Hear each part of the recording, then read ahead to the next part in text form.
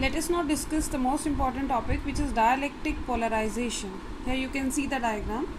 Here we have kept a non-polar dielectric inside a electric field arrangement. A, B, C, D is a non-polar dielectric. We can choose here polar dielectric also. When we keep this under the effect of electric field, you can see that these induced charges have been produced, and internally these charges just cancel out, being equal and opposite, and give rise to an induced electric field EP, right, which is in a direction opposite to the electric field.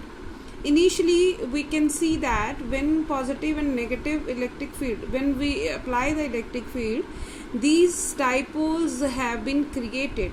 Let the distance between the center of mass of positive and negative charge is x. In each case, it is x. So it means the dipole moment associated with each atom is q into x, right? So we have written here the dipole moment of each atom is q into x. If we say that if n, capital N, is the number of atoms per unit volume, then the dipole moment per unit volume will be the dipole density, right? It means कि उस volume में कितनी dipoles create हुई हैं, that will give you the dipole density.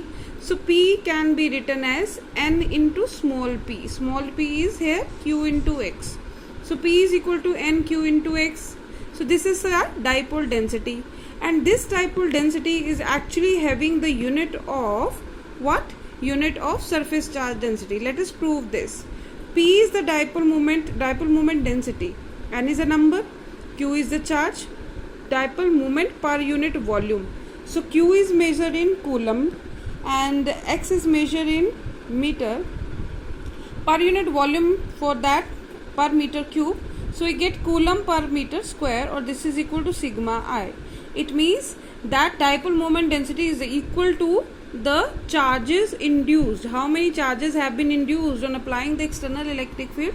That will give rise to the dipole moment density.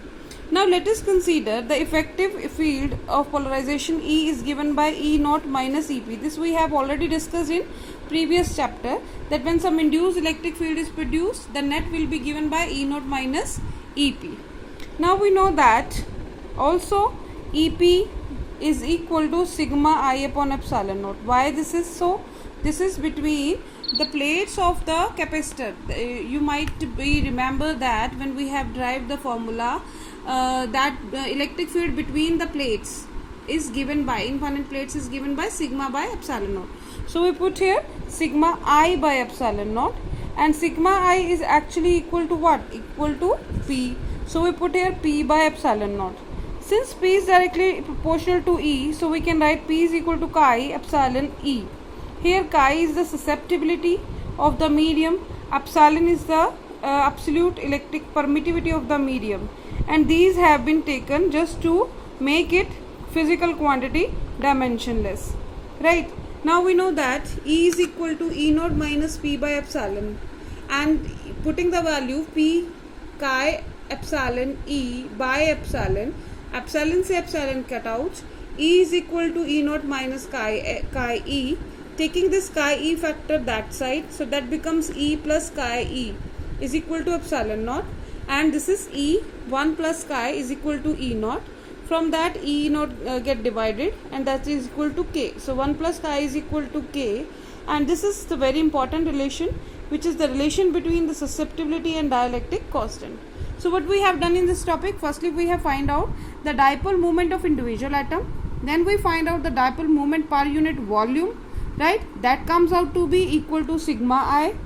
Then find out the effective dipole moment, put the value of EP here, considering P is directly proportional to E, or P is equal to chi epsilon E, because chi is taken here to keep this constant to be dimensionless. So in that case E is equal to E naught minus P by epsilon naught. Here putting the value putting the value of P, and finding out 1 by chi is equal to E naught by K, and hence find out the relation.